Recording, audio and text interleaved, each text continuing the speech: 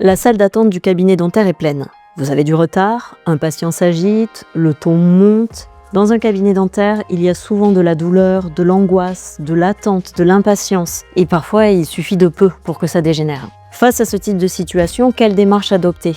Et surtout par quoi commencer? Voici 4 étapes pour désamorcer la situation. Première étape, sécuriser la situation. Avant même de répondre, pensez à votre position.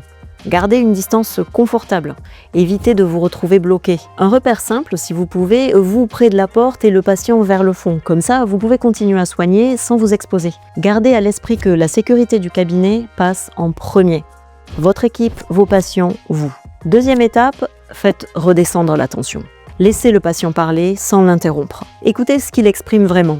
Est-ce que c'est la douleur, l'angoisse? Est-ce que c'est le sentiment d'attendre trop longtemps? Prenez un moment pour reformuler sa demande en une phrase. C'est une technique simple qui permet de faire redescendre la tension.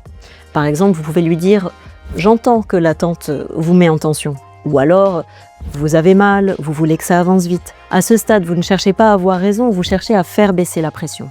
Troisième étape, posez un cadre. Calmement, fermement, sans agressivité. Évitez tout ce qui peut être perçu comme une attaque, dans les mots, dans le ton, dans la posture. Donnez 2 options claires. Nous pouvons continuer si nous nous parlons calmement. Ou sinon, nous faisons une pause et nous reprenons quand c'est plus apaisé. Gardez votre posture de soignant. La priorité reste l'accueil du patient, même en situation tendue. Quatrième étape, ne restez pas seul si la communication se rompt. Faites intervenir un tiers. Un assistant, un collègue, quelqu'un à l'accueil. Ça suffit souvent à casser la dynamique du face-à-face et à réintroduire du calme dans l'échange. Et pour ne pas être pris de court, voici ce que vous pouvez faire dès maintenant.